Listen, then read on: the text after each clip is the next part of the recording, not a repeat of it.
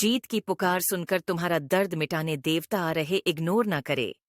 मेरे प्रिय बच्चे, सामाजिक बंधनों से ऊंचा उठकर अब तुम्हारे जीवन में तुम्हें एक ऐसे कार्य की ओर अग्रसर होना है जो तुम्हारे जीत की नींव को तैयार करेगा।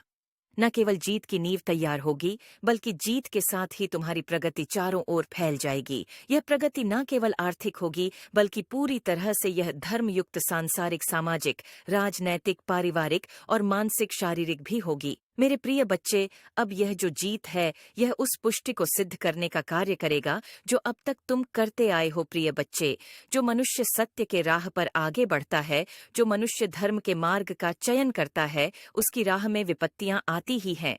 ऐसा नहीं है कि विपत्तियों से ही उसकी सभी चीजें तय होती हैं, लेकिन विपत्तियां यह अवश्य तय करती हैं कि मनुष्य का मनोभाव कैसा रहता है। और जिस मनुष्य का मनोभाव स्थिर, अडिग और पूरी तरह से धार्मिक होता है, उसे जीत मिलने से कोई रोक नहीं सकता। तुम अब जिस पायदान पर खड़े हो, यहाँ से जीत ही जीत दिखाई देने वाली है। न केवल आगे की ओर, बल्कि तुम्हारे अतीत से भी अब जीत की आवाज गूंजेगी। तुम्हारे अतीत में जिन चीजों से तुम्हें परेशानियों का अनुभव करना पड़ा था, अब वही चीजें तुम्हारे लिए सत्य का मार्ग प्रशस्त करें। और अब तुम एक ऐसे आध्यात्मिक यात्रा पर आगे बढ़ने वाले हो जिसमें हर तरफ से तुम्हें समर्थन, सहानुभूति मिलती रहेगी। और यह समर्थन तुम्हारे समृद्धि में भरपूर सहयोग देगा। और इस कारण से आज तुम्हें हर हाल में संदेश को पूर्णतः अंत तक सुनते ही रहना है। चाहे परिस्थिति कुछ भी हो, चाहे कोई तुम्हारे खिलाफ हो अथवा ना हो, चाहे तुम्हारी समझ में कुछ रहा हो अथवा न आ रहा हो, चाहे तुम सही मार्ग पर हो अथवा गलत मार्ग पर हो, चाहे कोई तुम्हारा साथ दे या ना दे, चाहे तुम्हें अपने अनुभवों से कितने ही पीड़ा का सामना क्यों न करना पड़ा हो, फिर भी तुम्हें इस संदेश को पूर्णतः अंत तक सुनते रहना है।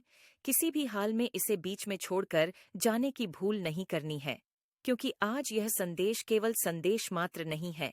यह एक आग, वह आगाज जो तुम्हें एक ऐसे मार्ग पर लाकर खड़ा कर देगा जिस मार्ग से तुम जो भी चयन करोगे वह जीत के मंजिल तक ही पहुंचेगा। प्रिय बच्चे, मनुष्य के जीवन में जब विपत्ति आती है, तब उससे उसके मनोभाव को तय किया जाता है।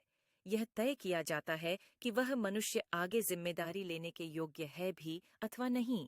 तुम्हें लगता है कि जिन मनुष्यों का जीवन बहुत ही सहजता से, बहुत ही आसानी से चल रहा है, यह एक मिथ्या है, भ्रम है, जो तुम्हें ऊपरी वातावरण में दिखाई दे रहा है।